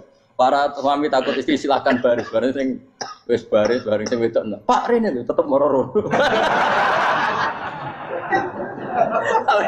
Waktu bojo kegawangan ini akhirat bahaya, you know. Yes. Bahaya bojo nganti kegawan apa? Tengah akhirat. Masyhur jadi cerita-cerita wali guys. Biasa ulang lagi ya. Latih, meskipun dari kecil latih. Makanya kamu tahu kenapa Quran itu kalau ngendikan sujud kayak gitu spesial. Balillah fa'bud wa kum minas syakirin. Jadi meskipun kita di dunia umumnya orang saya makan, saya minum. Saya juga punya istri, punya keluarga. Tapi saya belum pernah melihat anak saya itu sebagai anak saya. Saya kalau melihat anak saya ini teman sujud saya, nanti yang meneruskan sujud saya. Saya tenan kulon bolak-balik ditanya istri saya dan agak-agak marah. Gus Pak, kenapa kamu hormat sama anak sampai gitu? Kalau nanti manja gimana? Kalau terlalu manja, saya bilang itu udah anak saya. Itu nanti yang meneruskan sujud saya, meneruskan rukuk saya. Saya nanti pasti mati dan saya butuh di bumi selalu ada yang sujud sama Allah. Dan itu yang paling dalam otoritas saya itu anak saya. Orang lain itu enggak dalam otoritas saya. Jika kita melihat anak itu ini penerus sujud saya, penerus rukuk saya. Kita enggak sudah duniawi sekali. Rumah tanah anak tua ben di rumah. Kapitalistik. PKI lah pikiran yang ngono Cina yang ngono. Wong fasek-fasek ning dalan ngono kowe nggawa jalalan ngalor itu petek ngono. Jadi dulu itu kalau para nabi donga fahab li milladunka waliya yarisuni wa yarithu min ahli Yakub, seorang turunan yang meneruskan tradisi sujud, tradisi. Sehingga ulama-ulama dulu kalau dongakno anake ya min ahli sujud, wa min ahli Quran, wa min ahli sunnah napa? Enggak apa-apa kowe seneng donya gak apa-apa. Ora usah tak warai wis seneng dhisik. Paham? Dadi iki ora usah. Ora usah nutur Gus Bak ra apa-apa. Ora usah tarani ra apa-apa wis mbok lakoni. Makanya kula suwun sangat. Sujud itu luar biasa. Nanti kamu di akhirat kenangan terbaik Anda di dunia adalah pernah apa? Sujud. Bayangkan kalau itu jadi orientasi Anda. Anda berpolitik, cek melok partai Gerindra, cek Golkar, cek PDI supaya jadi penyuara sujud tidak dilarang di Indonesia karena umat Islam mayoritas. Saking mayoritasnya sampai pejabat rasolat rawani. Beberapa pejabat rasolat bakal dipilih. Itu berarti kamu berpolitik niat bikin satu pressure supaya standar orang benar adalah sing nopo sujud itu ya benar. Kok yang kaya kerja biar bisa beli tanah untuk masjid. Yang orang miskin ikut menopang supaya masjid itu berdiri. Semuanya orientasinya menuju apa? Sujud. Jadi tidak sujud itu harus jadi wong khusyuk sing goblok terus sujud terus. Tahu-tahu negara dikuasai komunis misalnya. Terus akhirnya sujud gila. Termasuk menciptakan satu suasana Islami di negara ini juga berarti menciptakan keberlangsungan sujud. Karena dengan suasana Islami berarti sujud tidak dilarang bahkan dianjurkan dan sebagainya. Ini penting saya katakan karena kalau tidak diingatkan ruwet. Nabi itu pernah punya anak dalam. Anak dalam itu setelah mau boyong orang santri itu ditanya, kamu minta apa sama saya? Ya Rasulullah kasih waktu 1-2 hari mau saya pikir. Karena yang menanyakan orang yang sayyidul awalin wal akhirin. Setelah sekian 2 hari, minta apa kamu? Jaluannya gak tanggung-tanggung. As'aluka murafaqataka fil jannah. Saya minta jadi temanmu di surga. Oh Nabi kaget tuh. Kok kalian diwarai wong? Mboten terjemah. Kok Nabi diwarai wong? Enggak ada ya. Terus kenapa kamu minta itu? Kata tadi, kalau saya minta dunia itu nanti zailah, dunia itu pasti hilang, faniyah pasti hilang. Maka yang abadi adalah saya jadi temanmu di surga.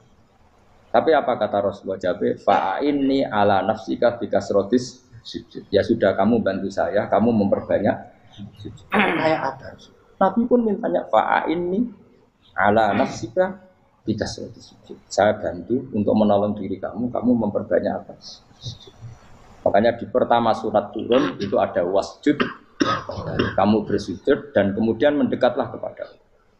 Tapi sekarang enggak, karena kita kena hijab duniawi, mitra penting, semuanya penting, dan semuanya penting itu makna di hati kamu adalah hadun.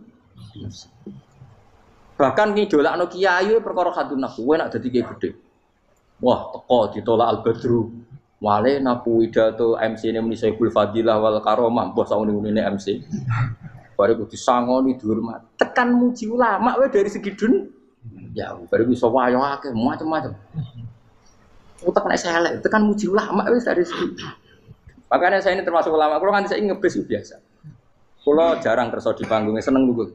Supaya semua ulama udah dipandang secara apa? Dunia. Saya sampai sekarang ngedus anak kalau biasa. Teng pasar gitu biasa, kalau marung teng pasar mangan gitu biasa. Nak seneng kalau benar atas nama wong alim, karena apa? Kalau kita terlalu menikmati dunia, lama-lama orang seneng ulama juga dari sisi dunia. Keren, jadi kiai teko disualami dicucupi, munggah. Ya enggak apa-apa itu enggak dosa sebenarnya, tapi takut saya elek-elek ini ngejolakno perkara duniawi, show-nya itu lho, Pak. Dadi wong ini tak pikir teko ngaji bar wis warmu paham karmu ora karep. Mulan ngarep ora ngaji karmu. Sing rugi kowe ya, aku tenang ae aku. Ben orang itu latihan ikhlas, napa? Latihan. Lho kadang gitu protes mbek tiyang-tiyang. Gus, jenengan sekali-kali nak tidak tak derekno sekolah umum. Aku tuh tidak mengharamkan itu, meneh kula dereng tuwa. Dereng haji malah turun, topa meneh. Dalane ra roh dereng kiai malah ngel-ngel wong. Ngurusin tahu tak kon derekno ning kota, tak kon sepeda motor kan terno ning gone Malibu. Dalane ora roh malah yo nerang. Lha kan dalan akhirat ora roh donya ora roh sing ora iku apa. Lah tak koyo wong ijo urip. Dalan dunia ora roh, dalan akhirat ora mbok roh iku apa. Repot. Jadi kenapa saya ndak mau, bukannya menolak. Saya senang kalau kiai-kiai terhormat, senang sekali. Saya senang kalau ada ulama dihormati karena supaya jadi tradisi ulama itu terhormat. Tapi jangan semua ulama mau dihormati. Nanti lama-lama jadi siklus. Tekan mencintai kiai saja karena fasilitas. Gue seneng jadi imam masjid akbar, masjid Istiqlal, imam besar. Seneng mergo kenal presiden, datang dikawal. Seneng jadi sudes, wah keren, sholat ngarepe Ka'bah, teko dikawal askar. Ya kalau seneng karena itu kan berarti menjadi dunia. Itu sirinya kenapa Rasulullah ketika ba'da Fathi Mekah sudah menguasai Mekah, sudah naklukkan Mekah Madinah. Nabi itu satu hari terbiasa. Mau sarapan saja kadang nggak ada yang dimakan. Tanya ya Aisyah, apa saya bisa sarapan? Enggak ya Rasulullah. Ya sudah saya tak puasa. Supaya tetap terkontrol bahwa umatnya mencintai beliau bukan karena kebesaran. Itu Rasul. Itu setelah periode Mekah loh. Jangan kira itu periode Medina. Apa? Itu periode apa? Medina loh. Periode yang setelah Nabi punya segala. Tapi Nabi tetap seperti itu. Kenangannya Aisyah sebagai istrinya apa coba? Dia cantik sekali. Aku tahu jajal turu ngarepin Nabi terlentang. Ini Nabi tetap sholat. Nah beliau sujud sikilku tak ingkret no. Nah beliau ngadeg tak lonjoro meneh. Jadi Aisyah wa ana muqtaridotun bene adi turu terlentang. Jadi cara ya sudah terlentang.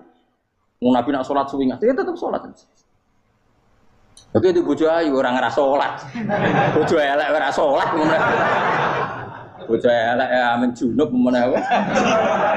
Kowe ora kena go contoh kasus itu wong kasus. Kowe di bojo ayu prawan turu karepku sida salat ora bos misale lho. Pomene wong jegoten wae tambah over. Mustofa lho kula ora ngenyek jegoten liyane ora usah situ. Mergo nang ngenyek wong akeh dosa, nang ngenyek wong sitok ora. Misale dosa tak hitung mau ke sore. Aku ngenyek dosa sitok, mulang ganjarane 10. Cek susu piro? Cek surplus ngerong dagang cek. Coba di, iku kan adene ra ikhlas. Ra ikhlas aku yo ra ikhlas ilmuku, malah lara. Malah ngerokok ping 13 sebenarnya. Makanya ini dipikir ya, saya ulang lagi, harus dipikir secara matang-matang bahwa kita tidak boleh terlena oleh kehidupan dunia. Menjadi bodoh kan Anda minum teh, kemudian anak Anda jatuh di pinggir Anda. Paham? Nah sekarang menyangkut mukjizat. Ini masih tentang ayat ini, nanti sampean tahu logikanya. Tak bedain, tidak jawab satu-satu aja. Karena iman sarannya harus tahu. Fa'lam itu tahu. Fa'lam annahu la ilaha. Ketika sekarang telur, saya memberitahu misalnya, Gen, telur ini udah dipitik, cara kowe mungkin tor. Ayo jawab satu-satu. Mungkin kan? Tapi pertanyaannya, saat telur menjadi pitik kemudian mungkin, dan ayam ini bisa terbang, bisa selingkuh, bisa punya anak turun, itu menjadi mungkin itu kan kamu pun tidak ikut menciptakan. Ikut gak kamu menciptakan telur menjadi ayam? Tidak kan? Kan di luar kudroh kamu, di luar kemampuan kamu. Tapi kamu bilang itu mungkin. Ada onta yang buding, yang sudah hamil sudah. Kamu bilang nanti onta ini mau punya anak dan anaknya nanti bisa jalan seperti induknya. Kamu katakan apa? Mungkin. Tapi saat Anda katakan mungkin, Anda ikut menciptakan enggak? Enggak kan? Tetap itu kudrohnya Allah. Tetap itu. Maka para nabi itu tidak tahu bedanya antara onta yang keluar dari indukannya dan keluar dari batu. Itu syaratnya jadi nabi, syaratnya jadi wali. Nah, saya kira orang nabi. Makanya Nabi Soleh ditakoki, bukti nak kudrohe pangeran ubi. Lah kamu minta apa kata Nabi Soleh? Silahkan ada unta keluar dari batu itu. Nabi Soleh bisa. Ya tenan terus unta keluar dari batu. Terus kaumnya gawo. Wah kok hebat tenan unta metu kok batu. Jadi Nabi Soleh, ya padha karo unta lahir kok indukane. Bedane apa? Yo beda. Lah bedane apa? Metu kok watu kowe ora melok gawe. Metu kok indukane ya kowe ora melok gawe. Bedane apa? Tapi tak temu kena hijab, temu niku ana bedane. Cara nabi-nabi ora roh bedane. Lah kula termasuk warasatul anbiya ya ora roh bedane cara. Waras utek kula niku waras. Lho lha yo misale kowe cara iman seperti itu yakin dadi wali. Wes sama amatir-amatir lah, wali swasta lah. Pokoknya wis dadi wali. Jadi manusia itu lucu, sesuatu yang dia pun tidak bisa. Iku sok bedakno. Kalau telur menjadi ayam mungkin. Sapi keluar dari indukan mungkin, biji padi menjadi padi besar mungkin, tapi nak watu kok jadi biji padi mukhal. Lo saat yang dikatakan mungkin itu apakah manusia ikut memberi? Tidak kan? Ikut menciptakan? Harusnya kan tetap bilang, yo aku menyaksikan itu karena ada kekuatan X yang menciptakan itu. Harusnya dia kalau mau konsisten kan, saya tidak bisa menciptakan telur jadi ayam, tapi ada kekuatan lain yang menciptakan. Dan saya tidak bisa. Jadi telur keluar dari ayam ya kita tidak bisa menciptakan. Sapi keluar dari indukan ya kita tidak bisa menciptakan. Termasuk untanya Nabi Soleh yang keluar dari batu besar kita. Makanya semua Nabi itu tidak tahu bedanya. Itu bedanya Nabi sama enggak Nabi. Makanya Nabi itu tenang ya, masyhur. Ketika perang Khandaq, Nabi itu kelaparan. Kemudian Jabir datang, ya Rasulullah, istri saya menyiapkan makanan untuk orang 6. Karena kambingnya hanya kecil. Maka hanya orang 6 saja yang kau boleh datang ke sini. Tapi Rasulullah dengan santainya ya ahlal Khandaq. Padahal yang ngeduk Khandaq itu sekitar 3.000 ya ahlal Khandaq. Halumu ilayya yuk ke Jabir karena Jabir sona atau aman bikin makanan untuk kalian. Itu 3.000 orang. Wah Jabir dimaki-maki sama sudah bilang untuk orang 6 nabi ya apa-apaan orang banyak itu mesti tidak cukup. Kita mana? Nabi santai bilang ke istri kamu Jabir jangan buka makanan itu kecuali ya pakai Nabi matur pengiran. Gusti ini cukupkan untuk orang banyak. Sama Allah di ACC ya terus cukup. Karena bagi Nabi tahu betul. Sekarang ketika beras menjadi beras, apa dalam kudroh kamu, dalam kemampuan kamu? Enggak kan? Ketika sistem tubuh kita makan kemudian jadi kenyang, apa dalam kemampuan kamu? Kue muni mangan maknane sego bolebokno mulut, terus kue darani punya kemampuan makan. Apa setelah itu kamu mengendalikan sistem saraf kita, sistem urat kita? Enggak kan? Jadi Nabi ora roh bedane, justru itu jadi Nabi. Karena dia enggak pernah terjebak, Nabi enggak pernah terjebak oleh yang dili. Makanya cara pangeran wa ma min dabatin fil ardi wala ta'iri yatiru bi janahihi illa umamun amsalukum. Ketika orang kafir minta bukti kudrohe Allah iku apa? Kanjeng Nabi didono manuk. Lah manuk terbang bukti kudrohe Allah. Ya biasa mat manuk terbang, wis suwe nak manuk terbang. Bukti kudrohe ning ndi? Iku tekek wis semper. Lha bukti kudrohe ya kowe ora iso gawe kan? Tapi maksudnya wong kafir bukti kudrohe pangeran gawe unta kok watu. Lah bedane apa? Mau khale unta kok watu ambek kok indukane. Bedane apa jajan? Wong ibuke unta ya ngrasa gawe. Apa ibu onto bisa menciptakan anak-anak onto? Kan tidak bisa juga. Manusia juga ada. Jadi itu cukup jadi kudroy. Tapi manusia angger barang sering terjadi darani mungkin. Maknanya mungkin, ini yang menentukan mungkin atau tidak. Padahal zaman mungkin pun dia tidak ikut menciptakan. Ini lagi. Makanya itu kenapa Allah akhirnya bikin mukjizat supaya orang itu ingat kedahsyatan kudroy Allah. Sebetulnya mukjizat itu tidak penting.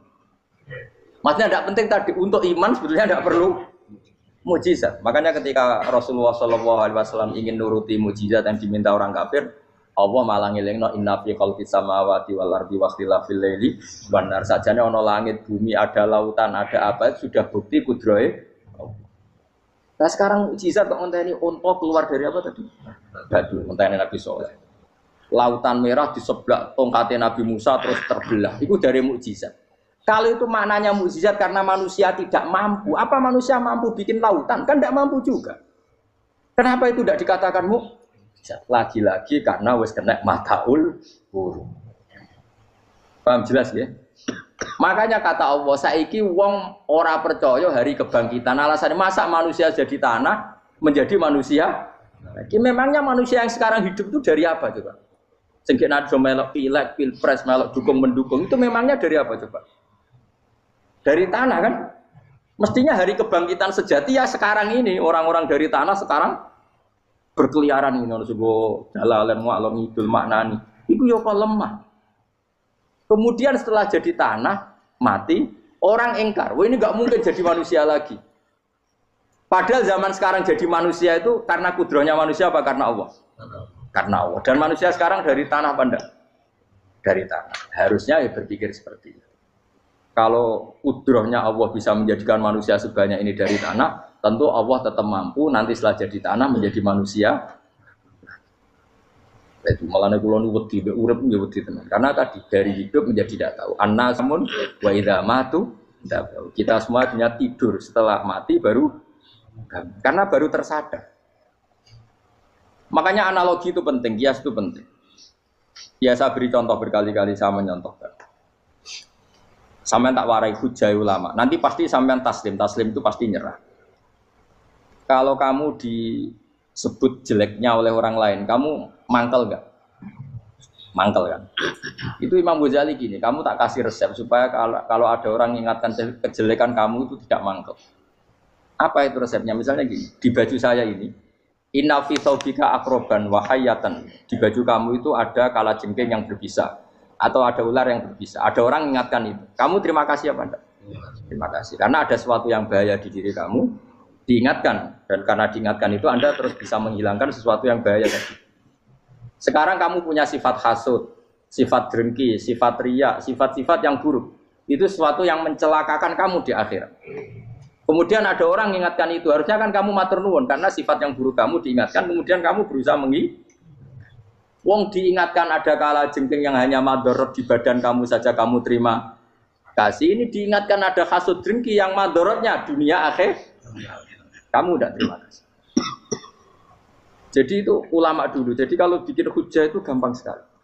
Jika ulama dulu kalau berdebat kemudian diingatkan temannya, kalau dia salah misalnya, itu ya tenang saja. Karena mereka cukup punya akal, punya analogi untuk nganggap itu biasa. Kayak diingatkan ada kalajengking di tubuh kamu. Kamu matur nuwun enggak sama yang ingatkan? Tadi saya ngaji sore, ngaji di sini cerita. Kila itu Imam Ahmad. Itu mudah mereka iman sama Allah dan Rasul. Maka na yu'minu billahi wal yaumil akhir falyukrim apa? Jaru. Kalau kamu iman sama Allah dan Rasul maka muliakan tetangga. Itu ada seorang ulama dipanggil tetangganya, ayo ke rumah saya. Setelah sampai, dah pulang saya tidak jadi butuh. Sampai di rumahnya dipanggil lagi. Ke situ lagi, dah pulang lagi saya sampai 3 kali. Itu si ulamanya senyum-senyum santai.